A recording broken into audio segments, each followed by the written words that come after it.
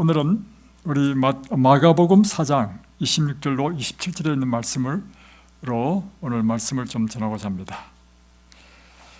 마가복음 4장 26절로 29절입니다.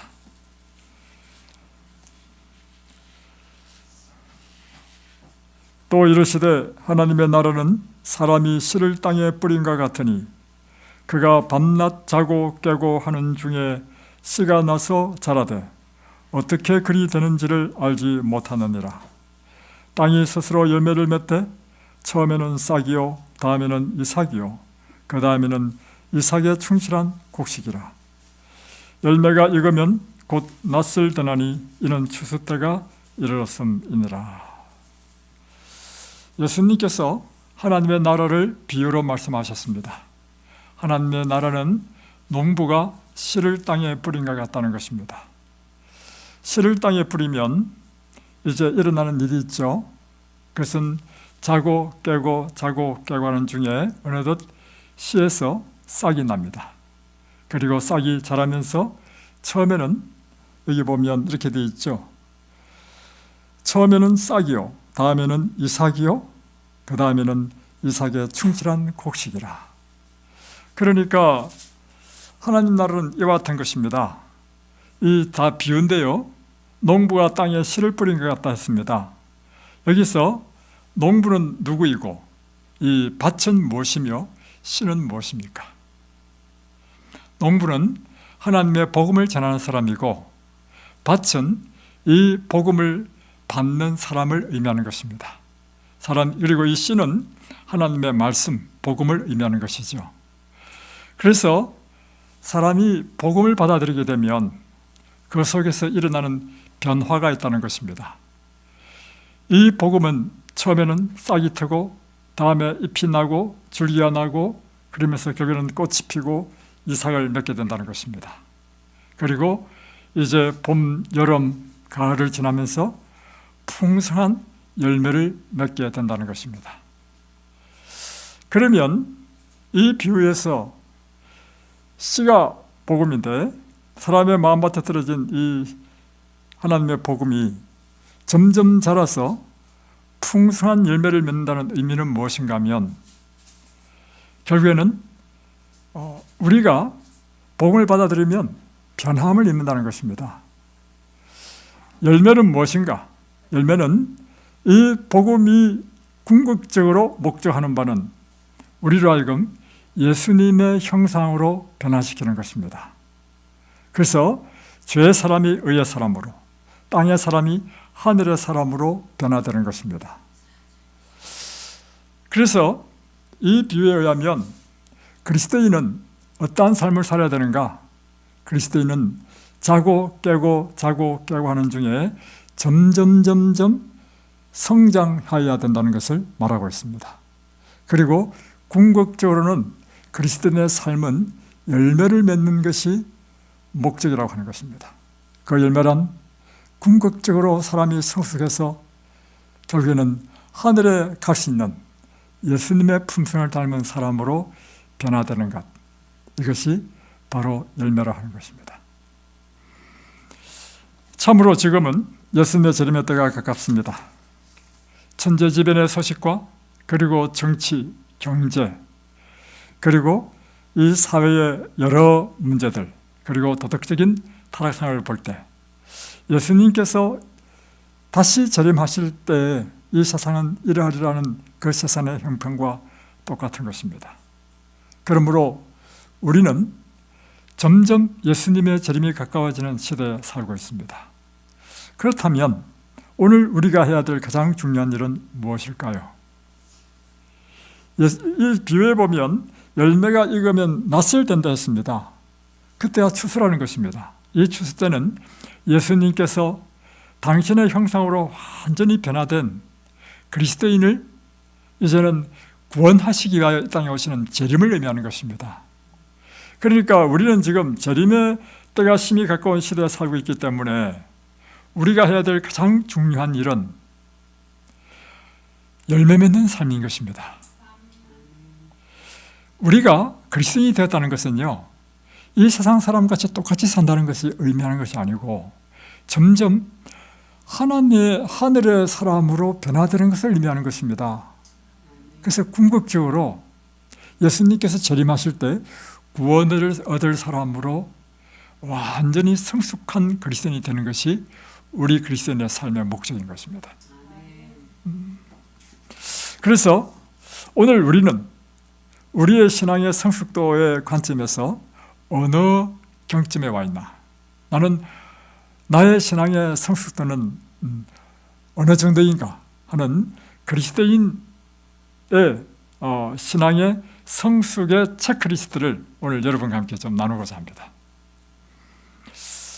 성숙한 신앙을 점검하는 5가지 체크리스트를 제가 만들었는데요. 그것은 야고보서를 통해서 제가 한번 뽑아봤습니다. 첫 번째는 오늘 아침에도 우리가 예배 드릴 때 이야기했지만 정말 그 사람이 믿음이 있는지 없는지는 언제 판별난다 했죠? 모든 것이 잘 되고 어려움이 없을 때는요, 모두가 다 믿음이 좋은 사람같이 여겨집니다. 그러나 정말 그 사람이 믿음이 있는지 믿음이 없는지는 어떤 때 나타나느냐 하면 인생의 고난과 시련과 시험이 닥쳐올 때 비로소 그 사람이 참 믿음이 있는 사람인지 아니면 가짜 믿음인지가 판별난다는 것입니다. 그래서 그리스도인 신앙의 성숙도의 첫 번째 체크리스트는 우리가 시험을 당할 때 믿음과 인내로 참고 묵묵히 견디느냐, 아니면 그걸 참지 못하고 불평하고 심지어는 하나님을 원망하고 하나님을 떠나느냐, 아니면 그 정도는 아니라 할지라도 마음속에 낭망하고 신앙이 해이해지고 이런 상태에 있느냐. 이것이 첫 번째 우리 신앙의 성숙도의 체크라고 할 수 있는 것입니다. 야고보서 1장 2절로 4절에 보면 내 형제들아 너희가 여러 가지 시험을 만나거든 온전히 기쁘게 이루라. 이는 너희 믿음의 시련이 인내를 만들어내는 줄 너희가 아니라. 인내를 온전히 이루라. 이는 너희로 온전하고 구비하여 조금도 부족함이 없게 하려 함이라. 그러니까 지금 야고보 선자는 우리에게 이렇게 말하고 있습니다. 우리가 그리스도인 삶을 사는 데 있어서 필연적으로 만나는 것이 있는데 그것은 여러 가지 시련과 어려움, 시험을 만나게 된다는 것입니다. 그럴 때 그리스도인들이 취해야 될 태도는 뭐냐면 온전히 이 시험을 기쁘게 여기라는 것입니다. 왜냐하면 이 시련을 통과할 때 우리는 이 믿음이 곧 단단해지고 성숙되기 때문인 것입니다. 그래서 시련을 만날 때 우리가 믿음으로 인내하고 참고 견딤으로 우리의 신앙이 점점 성숙하도록 하라는 것입니다. 신앙생활을 잘한다는 것은 시험을 성공적으로 잘 극복한다는 말과 같습니다. 왜냐하면 신앙생활 자체가 곧 시험과의 대결이기 때문입니다. 이 시험에는 2가지 종류의 시험이 있습니다. 첫 번째는 외적으로 오는 시련과 환란이 있을 수 있고, 두 번째는 내적인 유혹이 있는 것입니다. 우리가 육신을 입고 있는 한 우리 유혹은 피할 수가 없습니다. 따라서 시험을 모르는 사람은 어떤 의미에서는 이 신앙생활을 바로 이해한다고 말할 수 없는 것입니다. 우리가 하나님의 자녀가 되었다는 것은 인생에 있어서 어려움과 시련에서 면제되었다는 것을 의미하지 않습니다. 마귀가 우리를 시험하는 목적이 있습니다. 마귀는 우리로 하여금 죄에 빠뜨려서 멸망하도록 하는 것이 마귀의 목적입니다. 그리고 우리를 타락하게 하는 것이 마귀의 목적입니다. 그러나 반대로 하나님께서는 이 마귀의 시험을 허락해서 역이용하여 우리를 위하여 이 마귀의 시험을 이용하는 것이 있습니다. 뭐냐면 우리로 하여금 이 시련을 오히려 잘 견디고 극복함으로 성숙한 믿음, 성숙한 그리스도인이 되도록 하는데 꼭 필요하기 때문에 허락하신다는 것입니다. 교육 151페이지는 이렇게 표현하고 있습니다. 하나님께서 하나님과 인류를 위하여 참된 봉사를 하는 사람은 누구나 슬픔의 학교에서 예비 훈련을 받는다. 그러니까 우리가 이 세상에서 하나님과 인류를 위하여 봉사할 사람들은 반드시 통과해야 되는 것이 있는데, 슬픔의 학교, 시련, 고난의 학교를 반드시 통과하게 하신다는 것입니다. 사도행전 524페이지에는 시련은 하나님의 자녀들에게 세속성의 찍기를 제거하기 위해 그리스도의 학교에서 받는 교육의 일부분이다. 이 슬픔의 학교, 고난의 학교를 통해서 하나님께서 목적하시는 바가 무엇인가 하면, 이 고난을 통해서 우리의 삶 속에 있는 세속의 찍기, 그러니까 순금을 만들기 위해서 불로 연단해서 금이 아닌 다른 것은 다 태워오시잖아요. 그래야 순금이 되죠. 그처럼 불같은 시련을 허락하시는 이유는 우리에게 제거해야 될 그런 세속적인 찍기, 나쁜 품성, 못난 성질, 이런 것들을 태워 없애고 우리로 하여금 완전한 품성으로 만들기 위하여 허락하신다는 것입니다. 시련과 장애물들은 하나님께서 선택하신 훈련의 방법이며 그분께서 정하신 성공의 조건들이다. 시련과 장애물은 하나님께서 선택하신 훈련의 방법이라는 것입니다. 여러분이 지금 시련을 당하고 있습니까? 그렇다면 그것을 기쁘게 여기십시오. 왜냐하면 하나님께서는 우리로 하여금 훈련의 방법으로 이것을 택했다는 것입니다. 그리고 이것은 성공의 조건이 된다는 것입니다. 하나님께서 우리를 고난과 좌절로 단련하시는 목적도 하나님의 품성을 온전히 드러내는 정금 같은 사람으로 만들기 위함인 것입니다. 타오르는 불안과 공포의 불로 우리의 품성을 달구어 숙명의 망치로 두들겨 때린 다음 눈물에 담갔다가 하나님이 사용하실 수 있을 때까지 고난을 통해 연단하시는 것입니다. 그래서 그리스도인들이 하나님의 품성으로 우리의 인격이 점점 변화되어져 가는 것입니다. 그래서 여러분 기억하십시오. 그리스도인들은요, 세상 사람과 다릅니다. 어떤 점에서 다르냐면, 세상 사람들은 자기 성질대로 살아도 돼요. 왜냐하면 구원 못 받을 거니까. 그러나 그리스도인들은요, 자기 성질대로 살면요 안 됩니다. 왜냐하면 구원 못 받기 때문에. 그래서 하나님께서는 우리를 구원하시기 위하여 사용하시는 것이 뭐냐면, 이 시련과 고난의 풀물을 통해서 우리를 단련하는 것입니다. 여러분, 우리가 어릴 때 보면, 자녀들을 키울 때 보면 자녀가 언제 성장합니까? 제가 우리 자녀들을 보니까 아프고 난 다음에 쑥쑥 성장하더라고. 마찬가지로 우리 인생이 성숙한 것도 제가 돌이켜보니까 아픔과 고난 이후에 우리 인생이 성숙하더라고요. 그래서 여러분, 고난 없는 삶은 좋은 삶이 아닙니다. 그 삶은요, 잘 살펴보십시오. 어린애 같습니다. 사람은요, 어릴 때는 어린애지만 자라면요, 성숙해야 됩니다. 야고보는 시험을 만날 때 참는 자가 복이 있다고 말합니다. 왜냐하면 인내를 온전히 이루면 우리는 온전한 신앙인, 성숙한 신앙인으로 자라갈 수 있기 때문입니다. 신앙생활에서 우리가 가장 많이 기도해야 할 것은 성숙한 그리스도인, 온전한 신앙인이 되는 것입니다.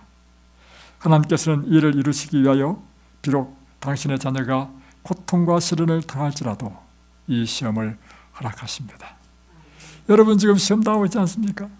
육체적인 질병으로 고통당하는 것도 시험인 것입니다. 그런데 이럴 때 어떻게 여기라고요? 기쁘게 여기라.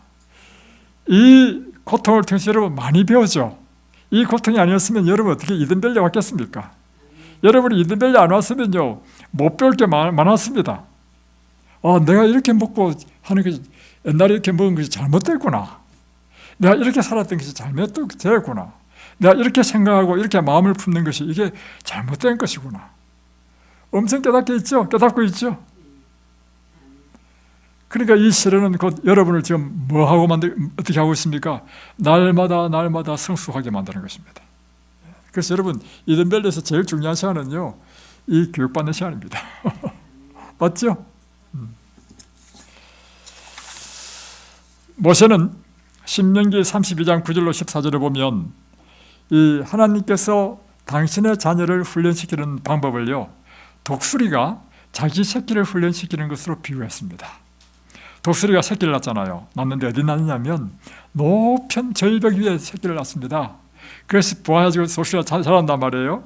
어릴 때는 애미가 먹이를 물었죠. 입에 넣었죠. 그러다가 점점 독수리 새끼들이 자라난단 말입니다. 그러면 둥지를 떠나야 됩니다, 여러분.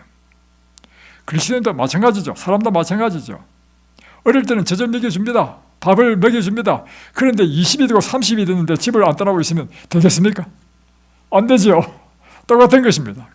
그럴 때 이제 독수리가 하는 일이 뭐냐면 갑자기 보금자리를 어지럽히고 가시를 물고 와가지고 막 찔러. 독수리 새끼를. 그러니까 독수리 새끼 입장에서는 어떻게 생각하냐면 우리 엄마가 지금 미쳤나? 왜 이래 갑자기? 그러면서요 독수리 새끼를 이 둥지에서 다 나오게 한 다음에 자기 등에 업고요 높이 창고를 나릅니다. 날아가지고는 높은 곳에서 탁 떨어뜨려요. 그러면 새끼들이 막 죽는다 하잖아요. 그럼 나중에 살려고 뭐 합니까? 뭐 몸부림칠 거 아니에요. 그게 바로 날개짓인 거죠. 날개짓 하다 보니까 저기 나네. 그래서 날개를 이 비행을 배워서 전부 독립시키는 것입니다. 여러분도요 마찬가지입니다. 우리가 하나님의 자녀가 될 때 처음 이제 교회에 입문할 때 처음에는요 목사님도 잘해주고요 장로님 지사님도 잘해줍니다. 근데 점점점 이제 교회 생활 오래 하니까 자기한테 관심이 별로 없어지는 것 같아. 관심이 없는 것이 아니고요 독립시켜야죠.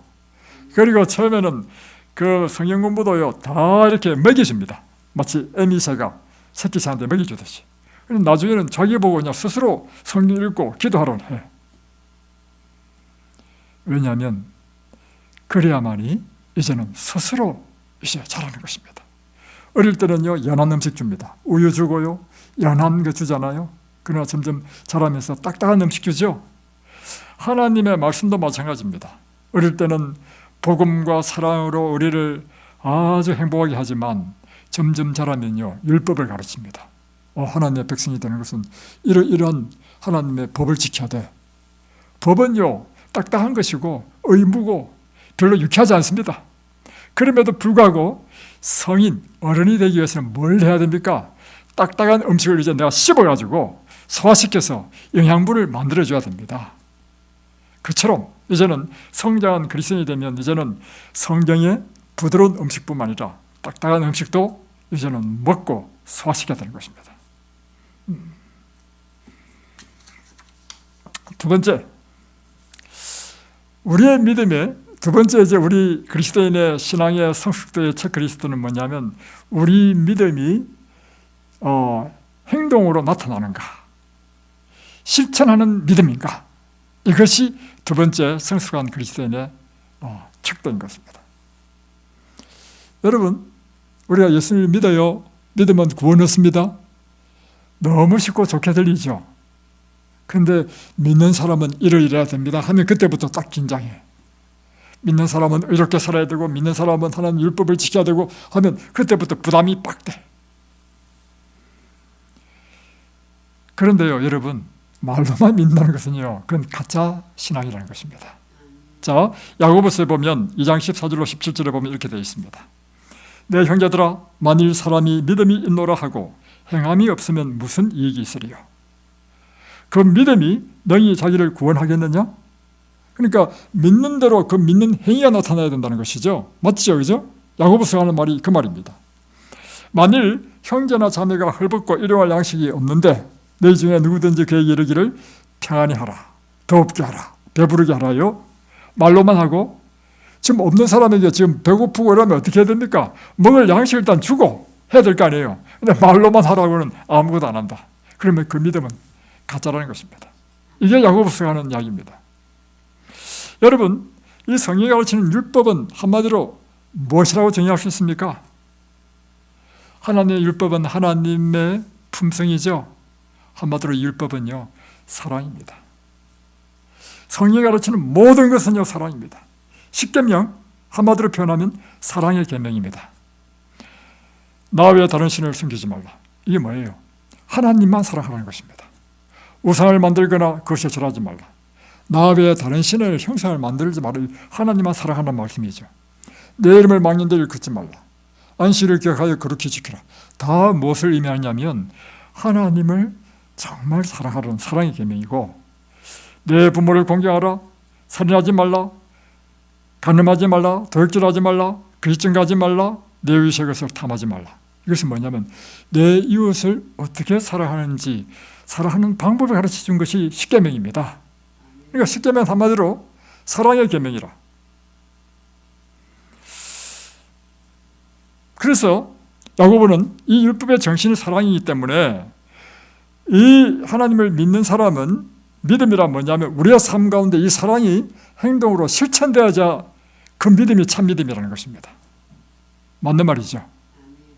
그래서요, 그리스도인들이요, 이기주로 살면 그런 성숙한 그리스도인이 못 된다는 것입니다. 제가 스스로 질문하는 것이 있습니다. 새벽에 일어나가지고 저는 일찍이 우리 입소자들을 위해서 말씀을 준비하는 것이 제가 제일 중요한 일이죠. 그래서 이 부부는요, 다 새벽에 일어납니다. 저는 육의 양식을 위해서 준비하고, 저는 의 양식을 위해서 준비하고. 그럴 때요, 사실 저도 그렇고 저도 그렇고 우리 마음속에 첫 번째 딱 질문하는 게 뭔지 아십니까? 저는 이렇게 질문합니다. 내가 이 새벽에 잠도 안 자고 일찍 일어나가지고 목욕 제기하고 하나님께 기도하고 말씀을 준비하는가? 제 스스로 묻습니다. 그것은요, 내가 정말 이 입소자들을 사랑하는가? 내 이 행위가 사랑이 동기가 되지 않는다면요, 이건요, 할 필요 없는 것입니다. 사랑이 동기되지 않는다면 뭐냐면 하나의 일에 불과한 거야. 내가 그냥 날마다 해야 될 일 중에 하나. 이거는 이 세상에서 그냥 사업하는 것 똑같아. 그죠? 그러나 일은 그게 아니라 내가 하는 이 일이 정말 입소자, 그러니까 이제 어떤 관점에서 말씀을 준비하느냐면 오늘 이 말씀 가운데서 어떻게 하면 힘과 위로와 격려가 될 수 있을까? 그들에게 어떻게 생명을 공급할 수 있을까? 이런 관점에서 기도하고 말씀을 준비한단 말입니다. 그러니까 보세요. 우리의 행위의 그 동기, 기본적인 동기 자체가 무엇이 되어야 되냐면 사랑이 되어야 된다는 것입니다. 그래서 저는 늘 제 마음에 질문하는 이것입니다. 네가 오늘 이 일을 하는 건 왜 하느냐? 동기가 뭐냐? 사랑이냐? 사랑이 아니냐? 이것이 항상 저한테 묻는 질문입니다. 우리의 믿음은 사랑의 실천으로 나타날 때만 참 믿음이 되는 것입니다. 성숙한 그리스도인의 척도는요, 이 사랑의 실천이 바로 척도가 된다는 것입니다. 세 번째는 성숙한 그리스도인의 특징은요, 말이 다릅니다. 여러분, 신앙생활을 오래 하고 믿음이 좋고 덕 있는 그리스도인과 지금 처음 교회에 들어온 사람의 확연한 차이는요, 그의 태도, 풍기는 이 감화력 이런 것도 확 다를 뿐만 아니라 말이 다릅니다. 자, 야고보서 3장 1절 5절을 보면 이렇게 되어 있습니다. 내 형제들아, 너희는 선생된 우리가 더 큰 심판받을 줄을 알고 많이 선생이 되지 말라. 우리가 다 실수가 많으니 만일 말에 실수가 없는 자면 곧 온전한 사람이라. 너희 온몸도 굴레를 씌우리라. 그러니까 사람에게 다 말에 실수가 없는 사람이 없다는 것입니다. 단지 문제는 뭐냐면 얼만큼 말에 실수가 없느냐, 이게 문제죠. 3절에 우리가 말을 순종케 하려고 그 입에 젖을 먹여 온몸을 억압하며 또 배를 보라. 그렇게 크고 광풍에 밀려가는 것들을 지극히 작은 키로 사공의 뜻대로 운전하나니 이와 같이 혀도 작은 지체로 돼 큰 것을 자랑하도다. 보라, 어떻게 작은 불이 어떻게 많은 나무를 태우는가. 그러니까 이거를 비유로 설명했는데, 이 말, 힘이 뛰는 말이잖아요. 말을 순종케 하는 것도 그 입에 재갈을 딱 물림으로 그 덩치 큰 말을 제어한다는 것입니다. 그처럼 큰 배, 이 배도 무엇에 의해서 좌우되느냐면 조그만 키 있죠, 키. 배의 키를 어디로 움직이냐에 따라서 배가 오른쪽으로 가고 왼쪽으로 가는 것처럼, 우리 인생에 있어서 지체는 아주 작지만 우리 전체를 좌우하는 것이 뭐냐면 이 작은 셋이 혈압하는 것입니다. 그래서 솔로몬은 잠언 18장 21절에서 이렇게 말했습니다. 죽고 사는 것이 혀의 권세에 달렸다. 여러분, 죽고 사는 것도 무엇이 달렸냐면요, 우리 혀를 어떻게 놀리냐에 따라서 사람을 죽일 수도 있고 살릴 수도 있다는 것입니다. 제가 가끔씩 이제 인터넷을 보면 이런 말이 많이 뜨겁니다. 뭐냐면 유명한 한국의 이런 연예인들이요, 사람들이 다는 악플 때문에, 악플이 뭔지 알죠? 악평하는 글을 이제 올려가지고 그 글에 막 상처를 받아가지고 자살한 사람이 얼마나 많습니까? 그죠? 그리고 여러분, 이 말 한마디 무슨 칼로 찔렀습니까? 칼로 찌르지도 않고요, 그냥 말 몇 마디 했는데 사람이 죽어버려요. 말이 굉장히 위력이 크죠. 제가 또 반대로요, 말 한마디는 우리를 막 살리는 능력도 있습니다. 제가 어제 통화를 한 사람한테 전화가 왔어요. 심판 모르는 사람한테 전화를 받았습니다. 근데 이분이 이제 하시는 말씀이 이든벨 그렇게 오고 싶다네. 그래가지고 뭐 어떻게 가면 되냐고 이제 하시길래 그냥 주소 보고 그냥 오시면 된다고 했어요. 했는데 나중에 하시는 말씀이 자기는 날마다 유튜브로 이 이든벨리의 방송을 시청하는 사람이라는 것입니다. 그리고 한 번 듣는 게 아니라 몇 번 듣는다, 몇 번씩. 그래서 야, 이런 분도 계시나 했단 말이에요. 근데 그 다음 말이 저한테 큰 감동을 줬습니다. 제가요, 교회를 안 나갔는데 이 방송을 듣고 제가 제 발로 교회를 나가기 시작했습니다. 야, 제가 그 말 듣는데 얼마나 제가 용기가 되는지, 야, 내가 새벽마다 이렇게 기도하고 말씀을 듣는 것이, 야, 정말 보람이 있다. 내가 더 열심히 해야 되겠다. 이런 생각을 하게 됐습니다. 자, 보세요. 그 격려의 말 한마디로 제가 막 엄청 용기를 얻었죠. 그만큼 말이 중요한 것입니다. 그래서 고래도 칭찬은 고래도 춤을 춘다, 이런 말도 있고요. 제가 이제 우리 자녀를 키울 때 보니까 우리 막내 딸이요, 늘 그렇게 이제 지금은 이제 시집 갔지만 늘 그렇게 자신감이 없어하고 그렇더라고요. 그리고 미래에 대해서 염려하고 걱정하고. 제가 우리 막내딸, 또 막내리가 또 사랑스럽잖아요. 여러분, 막내는 다 사랑스럽습니다. 그래서 제가 늘 어릴 때부터 알렸습니다. 야, 하나님께서 너를 축복해 주실 거야. 하나님께서 너는 반드시 축복해서 잘 될 거야. 제 막내들한테 제가 가장 많이 한 말은 이 말입니다. 야, 순실아, 걱정하지 마. 잘 될 거야. 계속해서 제가 준 말은 그 말입니다. 그 말대로요, 제 막내딸 잘 됐습니다. 이제 제 입장에서 볼 때 계정은 2권 84페이지는 이렇게 이야기하고 있습니다. 그대의 가족을 위해 친절한 말과 밝은 표정과 칭찬과 찬송의 표현을 길러라. 왜냐하면 이것은 그대의 행복에 직접적인 영향을 끼치기 때문이다. 그러니까 누구에게 가장 잘해야 되느냐면 여러분의 가족에게 가장 따뜻한 말을 하라는 것입니다. 여러분의 가족에게 격려의 말, 사랑의 말, 칭찬, 이런 표현을 하라고 하는 것입니다. 이것은 그대의 가족뿐만 아니라 그것이 나에게 돌아와서 나의 행복에 지대한 영향을 미칠 것이다. 그런데 참 옛날 사람은 좀 어리석었습니다. 뭐냐면 밖에서는 잘하면서요, 정말 중요한 자기 가족한테는 참 못하는 사람이 많았어요. 요즘은 그렇지 않겠지만, 그죠? 옛날에는 그랬어요. 어리석은 것입니다. 그리스도인의 신앙은 그 성숙도는 말로서 나타납니다. 성숙한 그리스도인은 말이 다릅니다. 성숙한 그리스도인의 말을 들으면 마음이 따뜻해집니다. 그리고 언제나 그 말을 들으면 믿음의 말을 하기 때문에, 성숙한 그리스도인들은요, 말을 하면 믿음의 말을 하고 소망의 말을 하고 격려의 말을 하고 사랑의 말을 합니다.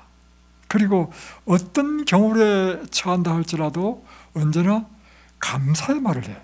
그러니까 일반적으로는 이런 상황에서는 감사할 수 없는데 라고 생각될 때도 성숙한 그리스도인들은요, 항상 모든 매사에 감사를 표현한다는 것입니다. 그러니까 이 성숙한 그리스도인의 특징은요, 그 말에서 나타난다는 것이죠. 또 하나는 이것입니다. 성숙한 그리스도인의 입술에는요, 불평이나 원망이나 비난이나 비판의 말은 들을 수가 없습니다. 그래서 여러분, 이제 제가 직접 그런 사람과 만나게 됐는데, 이럴 경우 저 사람은 객관적으로 볼 때 비판받아야 되는 사람인데도 불구하고 이 사람이 이야기하는데 이 사람에 대해서 나쁜 말을 안 해. 비판을 안 해. 야, 그때 제가 느낀 것은, 야, 놀랍다. 예수님의 은혜는 바로 이러한 은혜였습니다. 예수님께서 성경을 통해서, 사복음서를 통해서 예수님께서 하신 말씀은요, 언제나 사람들에게 용기와 격려와 사랑의 말을 하셨다는 것입니다. 나다나엘이 사실은 예수님을 만나기 전에 빌립에 이야기했습니다. 와 보라, 메시아를 만났다 하니까, 어디 사람인데? 나사렛에서 사람이다 하니까 나다나엘이 한 말이 뭐냐면, 나사렛에서 무슨 선한 사람이 나올 수 있나? 나사렛이라는 동네는 아주 험악한 동네다, 이 말이죠. 이렇게 자기를 비판하는 나다나엘이 이제 빌립과 함께 이제 예수님께 올 때, 예수님께서는 그 비판하는 것을 미리 다 아셨단 말이에요. 아신데도 불구하고 첫 마디가 뭐냐면, 보라, 참으로 이스라엘 사람이다. 참 이스라엘 사람이다. 오히려 예수님은 뭐 했어요? 칭찬했다는 거예요. 그러니까 나다나엘이 놀래가지고, 네가 모아가 나무 밑에서 기도하는 걸 내가 보았다 하니까 놀래가지고, 오 주여, 주는 참으로 메시아이십니다 하는 거예요. 또 로마의 백부장, 그 백부장은 유대인도 아니고 이방인 사람이었습니다. 그 이방인 사람에게 한 말이 뭐냐면, 내가 진실로 내게 이르노니 이스라엘 중에 아무에게도 이만한 믿음을 만나본 적이 없다. 그 백부장 이방인에게 무슨 말을 했냐면, 나는 이스라엘에서 이런 사람의 믿음을 본 적이 없다. 칭찬의 말이죠. 또 가늠하다 현장에 붙잡힌 마리아, 그리고 이 마리아가 너무 감사해가지고 그가 향유옥합을 깨트리고 예수님의 머리에 발에 향기를 부었잖아요. 그러니까 주변에 있는 자녀들이요, 마리아를요 비난했습니다. 왜 저렇게 비싼 향유옥합을 이렇게 허비하냐 이거야. 그런 비난을 받으니까 마리아가 이제 움츠러들었죠. 그럴 때 예수님께서 하신 말씀이 뭐냐면 이런 말씀이었습니다. 그가 내게 좋은 일을 하였느니라. 내가 진실로 내게 이르노니 온 천하에 어디서든지 이 복음이 전파되는 곳에서는 이 여자가 행한 일도 말하여 그를 기억하리라. 모든 사람이 그를 비난할 때 예수님께서 뭐 하셨다고요? 이 사람이 행한 것은 세월이 지나면서 계속해서 기념할 것이다, 칭찬한 거예요. 그러니까 마리아가 어떻게 했어요? 얼마나 감사했겠어요. 이게 예수님의 은혜의 특징이었습니다. 또 이제 성전에서 사람들이 들어올 때마다 이제 성전에서 이제 헌금을 하는데, 어떤 바리새인이 막 부장가 봐, 돈주머니를, 이게 큰 주머니를 이제 헌금하는데, 이걸 이제 솔직히 내면 되는데 돈통에 일부러 높이 들어가지고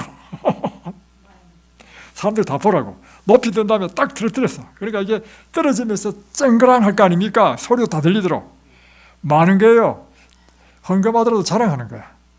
그런데 한편 그것에 어떤 여인이 있었냐면, 너무너무 가난해가지고 두렙돈밖에 낼 수 없는, 두렙돈은요 쉽게 표현하면 가장 작은 단위의 화폐야. 그러니까 자기는 너무 적으니까 부끄러워가지고 사람들이 볼까 싶어가지고 몰래 싹 집어넣고 갔단 말이에요. 그 순간 예수님께서 그 모습을 딱 보고 이야기했습니다. 저희 여인이 가장 많이 헌금하였느니라. 이야, 이 여인의 입장에서는 어떻게 했어요? 얼마나 용기가 되겠습니까? 예수님은 이렇게 말씀하셨습니다. 성숙한 그리스도인의 특징은 어디 있다고요? 말에 있다는 것입니다. 그들은 어떤 말을 하십니까? 네 번째, 다툼과 시기가 없는 사람이 성숙한 그리스도인입니다. 미성숙한 그리스도인의 특징은요, 다른 사람들과 잘 싸워, 언쟁을 잘해. 그러나 성숙한 그리스도인들은요, 다른 사람과 화평하는 사람입니다. 야고보서 4장 1절 3절에 보면 이런 말씀이 있습니다. 너희 중에 싸움이 어디로 다툼이 어디로 쫓아나느냐? 너희 지체 중에서 싸우는 정욕으로 쫓아난 것이 아니냐? 너희가 욕심을 내어도 얻지 못하고 살인하며 시기하여도 능히 취하지 못하나니 너희가 다투고 싸우는도다. 너희가 얻지 못하면 구하지 아니하며 구하여도 받지 못하면 정욕으로 쓰려고 잘못 구함이니라. 그러니까 지금 이 모습은 뭘 나타내고 있냐면 아직도 미성숙한 그리스도인들의 모습을 나타내고 있는데 자꾸 싸운다는 것입니다. 다툰다는 것입니다. 왜 다투고 싸우느냐? 여러분, 다투고 싸우는 이유가 뭔지 아십니까? 이해관계가 얽혀 있으면요, 사람 싸우게 되어 있습니다. 제가 발견한 바로는요, 교회 내에서도요, 이해관계가 탁 결부되면요, 이거는 막 장로 집사도 없어. 믿음 오래된 사람 이런 것도 없어. 그만큼 무엇이 더 중요하냐면 이익이 더 중요해. 그래서 여러분 기억하십시오. 성숙한 신앙과 미성숙한 신앙을 가르는 기준의 하나는 다툼과 시기가 있느냐 없느냐 하는 것입니다. 다툼과 시기가 있는 사람은요, 아직도 미성숙한 그리스도인이라는 것입니다. 시기를 하는 이유는 뭐냐? 다투는 이유는 뭐냐? 이기적인 욕망, 자기 중심이 그 뿌리에 있는 것입니다. 우리의 욕심만 딱 버려보십시오. 다툼이 없습니다. 시기하는 것도 없고. 그래서 이 다툼과 시기는 교만과 이기심에서 나오는 것입니다. 그래서 우리가 이 교만을 버리고 우리의 이기심만 딱 버리면 우리는 모든 사람과 화평하고 온유한 삶을 살 수 있게 되는 것입니다. 다섯 번째, 성숙한 그리스도인의 삶의 측도는요, 그들의 삶은 하나님 중심의 삶을 살고 있는가 하는 것입니다. 미성숙한 그리스도인들은요, 하나님 중심이 아니고 자기 중심적으로 살아가는 사람이 미성숙한 그리스도인들입니다. 이것을 다른 말로 표현하면 자아를 위하여 사는 삶입니다. 그러나 성숙한 그리스도인들은 자기가 십자가에 못 박히고 이제는 내가 사는 것은 내가 아니요 그리스도께서 사시는 삶, 그러니까 오직 하나님의 영광을 위하여 사는 삶이 성숙한 그리스도인의 삶인 것입니다. 무엇으로 알 수 있는가? 그것은요, 우리가 자기 중심적인 삶을 사는지 아니면 하나님 중심의 삶을 사는지 무엇으로 딱 판별되는지 아십니까? 그것은요, 우리의 물질과 우리의 시간을 어디에 사용하느냐를 딱 보면 그 사람이 자기 중심의 삶, 이기적인 삶을 사는 사람인가 아니면 하나님을 위하여 사는 하나님 중심의 삶을 사는가가 판별되는 것입니다. 돈을 얼마나 사랑하는가? 돈을 무엇을 위해, 누구를 위해 사용하는가 보면 알 수 있는 것입니다. 미성숙한 그 신앙인은 물질을 자신을 위하여 사용하는 사람이고, 성숙한 신앙인은 주님의 사업과 다른 사람의 구제를 위하여 물질을 사용하는 사람입니다. 자, 이제 여러분은 5가지의 성숙한 그리스도인과 미성숙한 그리스도인의 척도를 배웠습니다. 여러분 스스로 한번 점수를 매겨보시기 바랍니다. 1번, 시험을 당할 때 나는 믿음과 인내로 잘 참는가? 0에서부터 10까지 몇 점인지 한번 체크해 보십시오. 2번, 여러분의 믿음은 행동으로 나타나는가? 이 행동이란 곧 사랑의 행동으로 나타나는가? 몇 점? 3번, 여러분의 말은 어떤 언어인가? 다른 사람에게 상처 주고 원망하고 비난하고 불평이 입만 열면 그런 사람인가? 아니면 다른 사람을 격려하고 사랑하고 믿음의 말, 이런 말을 하는 사람입니까? 몇 점입니까? 4번, 그들은 다툼과 시기에 삶을 사는가? 아니면 화평과 화해의 삶을 사는가? 다섯 번째, 그들은 내 중심의 삶을 사는가? 하나님 중심의 삶을 살고 있는가? 여러분이 혹 아직 미성숙한 그리스도인이라 하더라도 실망하지 마시기 바랍니다. 아직은 예수님 재림 전입니다. 아직은 우리가 기회가 있습니다. 예수님께서 오시기 전에 우리는 이른비의 성령과 늦은비의 성령을 받아서 우리 자신의 품성이 변화되고 싹이 트서 이삭이 나고 곡식이 충실한 열매를 맺기까지 우리는 날마다 성장하여야 하는 것입니다. 이제 우리는 우리 자신의 욕망을 따라 살 때가 아닙니다. 왜냐하면 예수님의 재림이 심히 가깝기 때문입니다. 성령의 역사로 말미암아 날마다 변화되는 삶을 살아가시기 바랍니다. 그래서 예수님께서 다시 오실 때 그 영광의 나라에 우리 모두가 다 함께 참여하는 저와 여러분이 되기를 바랍니다. 기도하겠습니다.